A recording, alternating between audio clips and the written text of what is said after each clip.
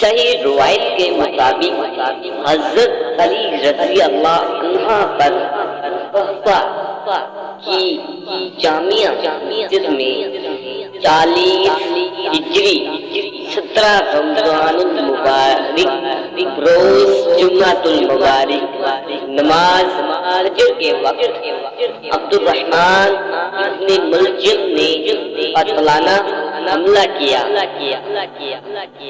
جس کی وجہ سے آپ رضی اللہ عنہ 19 رمضان المبارک کو شہید ہو گئے۔ کفن دفن حضرت حسین حنیفہ اور عبداللہ بن جعفر رضی اللہ عنہ نے کیا اور باقی لوگ بھی ساتھ تھے۔ جنازہ حضرت حسن بن علی بن ابی طالب نے پڑھایا اور آپ رضی اللہ عنہ کو گورنر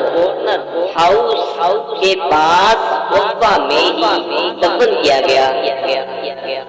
لیکن آپ رضی اللہ عنہ کی قبر مبارک کو کیا رکھا گیا کیونکہ خارجیوں کے بے حرمتی کرنے کا ڈر تھا۔